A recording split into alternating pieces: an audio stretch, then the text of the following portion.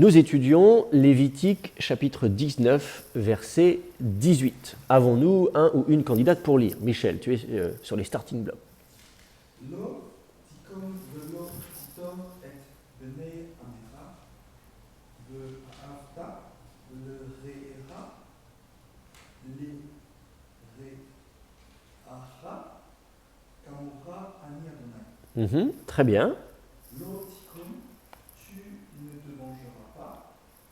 Velo titor, et tu ne garderas pas, entre guillemets, vengeance. Rancœur. Oui, rancœur, c'est ça. Voilà. Évidemment, c'est... Oui, ici, c'est le verbe natar, hein, qui effectivement, c'est l'idée de garder. Alors là, on comprend que c'est plutôt garder... j'ai quelque chose contre quelqu'un, quoi. Quand on a un conflit, un litige, quelque chose comme ça, contre quelqu'un. Et bene amera, le et, il y a souvent des traducteurs qui traduisent par contre, mais on va simplement dire des fils de ton peuple, les Israéliens vont faire comme une sorte d'opposition contre les fils de ton peuple. Ouais.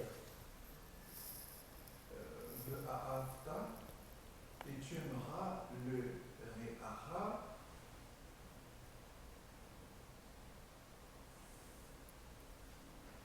Il ne sert à rien de la mettre. Ton prochain, Kamora, comme toi-même. Comme toi-même. Je suis le Seigneur. Ouais, je suis le Seigneur. Voilà, effectivement, donc c'est bien dans l'ensemble. Oui, bien sûr. Alors évidemment, les constructions peuvent surprendre par rapport au français. Bon, loticum, effectivement, il n'y a pas de problème. Ce verbe-là, il est bien connu, c'est se venger. Donc, tu ne te vengeras pas. Et ensuite, effectivement, lotitor et bne amecha, le verbe, comme je disais, natar, c'est le verbe garder. Et donc, tu ne garderas pas les fils de ton peuple. Ça paraît surprenant de dire, parce que même garder, natar, c'est garder, et parfois même garder au sens de veiller sur quelqu'un. Hein, je garde quelqu'un, je veille sur lui, voilà. Donc, si on dit tu ne veilleras pas sur les fils de ton peuple, comme si c'était quelque chose de mal, on voit bien que dans le contexte, c'est quelque chose de mal, quelque chose qu'il ne faut pas faire. Donc, on a du mal à comprendre. Alors, ça a conduit certains à imaginer qu'il s'agit en fait d'une racine homonyme, que ce n'est pas le même verbe natar. Dans certains dictionnaires, on vous dira c'est un autre verbe natar, natar de, en disant c'est une autre racine qui signifierait être en colère, quelque chose comme ça. Puisque dans d'autres langues sémitiques, on peut avoir des verbes. Alors le problème, c'est le tête ici. Il faudrait supposer qu'en proto-sémitique, c'est autre chose et que ça a donné autre chose, bref. Et dans certaines langues sémitiques, en cherchant bien, on peut trouver le sens manifestement de la colère ou d'être mécontent. Donc l'idée, ce serait d'être en colère après, etc. Alors maintenant, ce n'est pas forcément nécessaire. On peut aussi, l'idée de garder le sens natar traditionnel, qui est le sens de garder les fils de ton peuple. Ça peut être je les garde, imagine les garder otages, quelque chose comme ça. C'est-à-dire je te garde, je ne te laisse pas aller, par opposition à laisser. Pourquoi ? Parce que dans l'idée de pardonner, si vous regardez souvent dans le vocabulaire biblique, pardonner quelqu'un, c'est laisser. Il y a l'idée de laisser. Donc je laisse aller. Alors, avec là encore une ambiguïté, hein, laisser quelqu'un, est-ce que c'est laisser au sens je l'abandonne ? Hein, il y a des versets comme ça, on dit ça veut dire quoi ? Est-ce que Dieu nous laisse ? Ça veut dire voilà, je te laisse, je m'en vais, je te laisse là. Donc je t'abandonne. Donc le verbe peut vouloir dire abandonner, mais parfois laisser, c'est aussi laisser aller. Dans des récits de guerre, on tue tout le monde, mais on laisse quelqu'un. Autrement dit, on laisse quelqu'un en vie. Je te laisse en vie, je te laisse la vie sauve, je te laisse aller. Et donc, vous voyez que le même verbe, en hébreu, peut avoir deux sens pratiquement opposés. Un sens péjoratif, je te laisse, autrement dit, je t'abandonne, je te laisse en arrière, je te laisse derrière moi, je m'en vais, je te laisse, et donc je t'abandonne. Mais il peut avoir aussi, je te laisse la vie sauve, autrement dit, je t'épargne. Donc le même verbe laisser peut être traduit parfois abandonner et parfois épargner, donc de façon positive ou négative. Donc si le verbe laisser en hébreu peut avoir cette connotation tantôt positive, tantôt négative, alors le verbe garder, lui aussi, peut avoir cette double connotation positive ou péjorative. Je garde quelqu'un, autrement dit, je te garde, je veille sur toi, je te protège, etc. Ou alors, je te garde, je t'agrippe, je ne te laisse pas aller, tu me dois quelque chose, je ne suis pas content après toi et je ne tourne pas la page, je ne laisse pas ça. Et donc, l'idée, à ce moment-là, de ne pas garder les fils de ton peuple, c'est tu ne vas pas les garder de façon coercitive, tu ne vas pas les retenir contre eux, les retenir, hein, quelque chose comme ça. Je te retiens, je t'empêche de partir, je t'empêche d'aller. Et à ce moment-là, il faut traduire ça de façon, ici, il faudrait imaginer un sens péjoratif. Là, c'est le contexte, évidemment, qui suggère ce sens péjoratif. Donc, d'autres dictionnaires ne suggèrent pas qu'il faille lire un autre verbe homonyme, mais simplement un autre usage du même verbe. Ensuite, le reste, il n'y a pas trop de problème. Ahafta lereacha kamocha. Alors, tu disais, le lamed, il ne sert à rien. Oui, en français, il ne sert à rien. On dit, tu aimeras ton prochain comme toi-même. Tu aimeras, le lamed ici en hébreu, il a un sens, et je vous dis, on a déjà parlé, entre l'hébreu, le français ou même d'autres langues, les verbes n'ont pas toujours la même construction. En hébreu, souvent, on va avoir une préposition là où en français on n'en a pas. Il suffit parfois de changer de verbe. Si vous dites avoir de l'amour, tu auras de l'amour pour ton prochain. Et là, en français, il y a besoin du pour, et le lamed, il peut dire pour, tu auras de l'amour pour ton prochain. Donc tu vois, c'est selon la façon dont tu vas traduire le verbe en français. Parfois aussi, on a le verbe écouter en hébreu, entendre, écouter, se construit. J'écoute quelqu'un, en hébreu, on aura souvent la préposition bête. Alors on dit on va écouter avec quelqu'un. Non, on va écouter, c'est bien la personne qu'on écoute. En français, le verbe est positif. Mais si je dis traduisez en français prêter l'oreille à quelqu'un, à ce moment-là, le A, on en a besoin. Et le bête, il a tout son sens.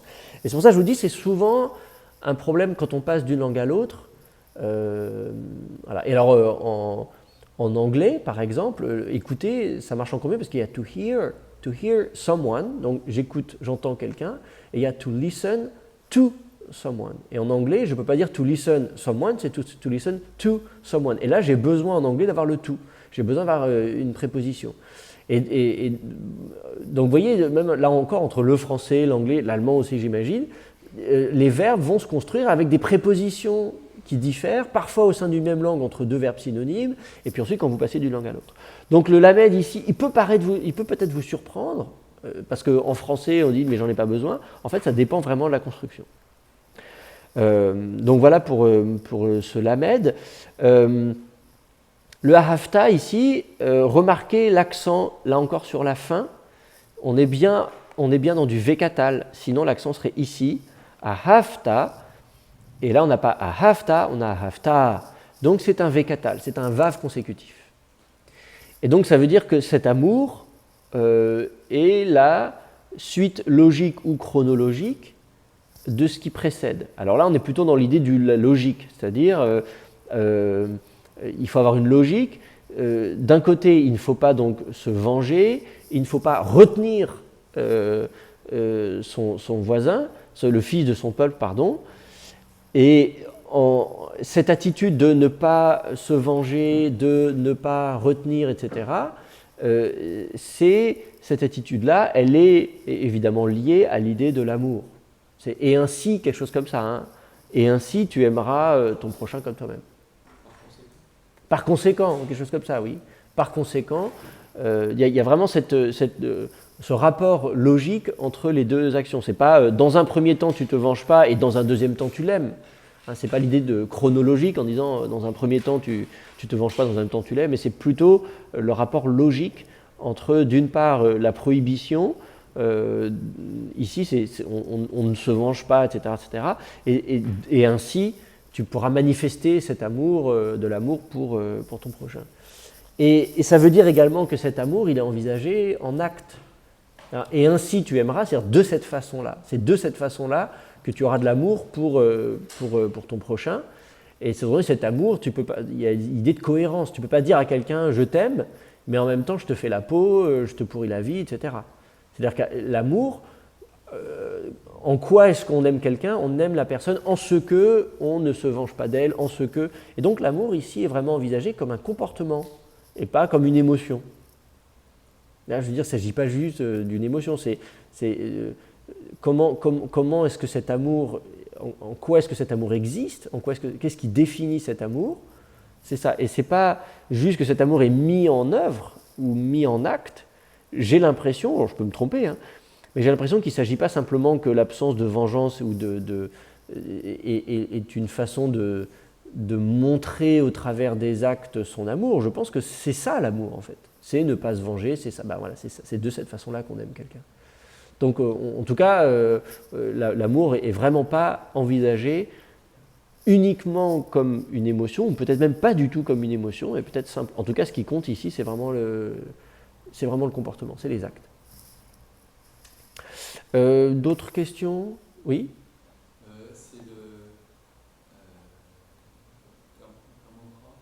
Kamocha, oui. Je ne comprends pas comment c'est construit. Oui, alors en fait, effectivement, si on prend la proposition kaf, on comprend pourquoi on n'a pas kacha, que vient faire ce mot ici. En fait, c'est une forme longue. Kamo, il faut partir de kamo, qui est une préposition longue, qui veut dire comme, qui est un comparatif, comme kaf, mais sauf que c'est kamo. C'est un autre mot, si vous voulez. C'est un autre mot. On le trouve très peu tout seul, kamo. Mais les deux, alors après ça, effectivement, il y a kaf, il y a la préposition kaf d'un côté, la préposition kamo de l'autre, si vous voulez, mais leur usage n'est pas aussi fréquent. Parce que ce serait qui ça dans un truc comme ça? Ce serait, alors ce serait plutôt kacha, kecha ou kacha, soit avec un shfa, soit avec un kametz. Ça peut se trouver d'ailleurs peut-être, je n'ai pas fait gaffe, mais est-ce qu'on trouve ka suivi d'un pronom suffixe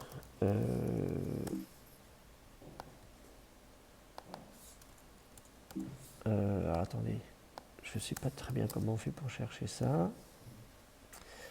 Pour moi, c'est bon. Hein.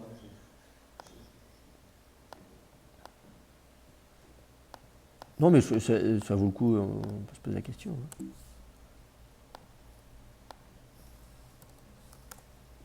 Alors non, on ne trouve pas kacha. On ne trouve pas kacha dans la Bible. Maintenant, est-ce qu'on trouve avec d'autres suffixes peut-être, hein? Voilà, on va trouver kachem. On trouve kachem dans la Bible.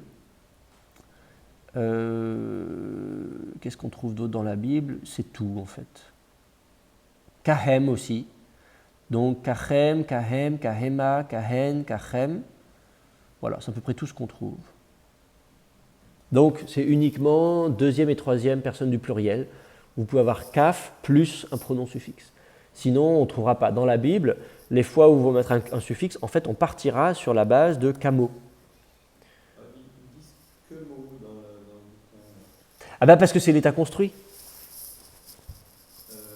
ça, c'est un état construit. Non, mais la base, c'est kamo. Mais sauf que dans votre dictionnaire, si vous avez l'entrée kmo, si votre dictionnaire est d'entrée kmo et pas kamo, c'est parce qu'il se met à l'état construit. Il l'indique à l'état construit. C'est-à-dire que c'est toujours ça le problème des entrées dans les dictionnaires, c'est que la base, le terme de base, c'est kamo. C'est kamo le terme de base. Concrètement, kamo, alors je vous dis c'est un autre terme que kaf. En fait, étymologiquement, peut-être que kamo, vous pouvez le décomposer en ka, composant kaf, plus mo. Alors pourquoi mo? Bon, on se pose la question. Il y a des gens qui proposent que le mot vienne d'un a long, le o hébreu, kama. Comme quoi, hein, kama, comme que, moi, quelque chose comme ça. Ce qui est possible, hein, je ne vais pas poser la question spécialement. Mais en tout cas, c'est une forme qu'on ne trouve pas qu'en hébreu. Le kaf est le même. Alors les voyelles, on ne les connaît pas, mais en ougaritique, vous avez la même chose. Vous avez kima en acadien, par exemple, qui est très fréquent. Kima, il y en a beaucoup. En arabe, vous avez kama aussi, alors du coup, avec un halon en arabe, qui pourrait expliquer le kamo en hébreu. Bref, en tout cas, cette particule, elle existe, cette préposition, elle existe. Maintenant, effectivement, tout va dépendre d'où est l'accent. Si vous l'écrivez toute seule, vous arrivez kamo, comme ça. Et du coup, si vous mettez kamo plus ra, bon, bah, pas de problème, vous mettez le ra ne prend pas l'accent, kamo-ra. Mais si vous mettez kamo plus comme le roi, Hameler, j'en sais rien, comme kmo David, comme David, allez, voilà, hop. Et ben du coup, forcément, vous êtes à l'état construit, vous allez avoir un déplacement de timbre. Je peux le dessiner comme ça, vous verrez. Ça veut dire que l'accent est déplacé, hop, il se déplace d'un cran, du coup, chute de l'antéprétonique, et vous vous retrouvez avec kmo. Donc vous ne direz pas kamo David, vous direz kmo David. Pourquoi l'état construit ne marche pas pour que l'on fasse? Parce que c'est aussi un état construit. Oui, mais il n'y a pas le déplacement d'accent puisque le ra ne prend pas l'accent. Alors là, je vous renvoie au cours de première année, j'ai un petit paradigme des pronoms suffixes. Non, je veux bien refaire la leçon sur les... Mais quand vous prenez souci, sous-sera, sous-ser, sous-etc., vous n'êtes pas obligé d'avoir sous-sera, ou bien le ra prend l'accent, ou bien vous avez sous-sera. Et là, le ra ne prend pas l'accent. Voilà, les déplacements d'accent ne sont pas toujours... Donc ça, c'est pour les substantifs, vous avez avec les prépositions, et ça dépend des prépositions. Par exemple, vous avez prépositions im et et, qui sont deux prépositions synonymes, qui ne se comportent pas de la même manière. Vous allez dire immachem, et vous allez dire itrem. Et le chem va prendre l'accent sur itrem, mais sur immachem, le kametz avant ne va pas tomber. Donc c'est assez complexe. En hébreu, la façon dont on va mettre les pronoms suffixes derrière les prépositions, ce comportement n'est pas stable en fonction, ça va dépendre de chaque préposition pratiquement. Donc c'est pour ça que je vous dis, ici en fait tout va dépendre, est-ce que vous gardez l'accent? Là l'accent est ici, vous voyez l'accent il est kamora. À partir du moment où l'accent est ici, la prétonique elle ne va pas tomber. En hébreu on ne fait pas tomber la prétonique, on fait tomber l'antéprétonique. Ici dans Kmo David, alors moi je ne sais pas, je peux vous trouver des exemples dans la Bible, voilà, Exode 15, 5, Kmo Even, voilà. Regardons Exode 15, 5. Exode 15, 5. Le dernier, c'est Kmo Aven. Voilà, je vais vous copier ça à l'écran, comme ça vous verrez à quoi ça ressemble. Voilà, vous avez ça. Mince. J'ai bougé ça, mais je voulais. Voilà, vous avez Kmo Aven. Voilà comment ça apparaît dans Exode 15.5. Et là, vous voyez bien qu'il n'y a pas d'accent ici. Le O, le mot, ici, il n'est pas accentué. Vous ne trouvez pas d'accent. Kmo Aven, l'accent, il est là. C'est un silouk, c'est la fin du verset. Donc, la syllabe mot n'est pas accentuée, donc la voyelle sous le kaf va tomber. Et c'est pour ça que vous avez Kmo Aven. Et pas Kamo Aven. Si vous aviez un accent ici, à ce moment-là, vous auriez un kametz. Kamo Aven. D'accord ? Bon. D'autres questions sur ce verset ? Non ? Eh bien, écoutez, c'est parfait. On enchaîne. Alors, on va arrêter l'enregistrement. Merci à tous ceux qui nous ont suivis sur Internet et qui nous regardent aujourd'hui, demain et pour la durée des temps.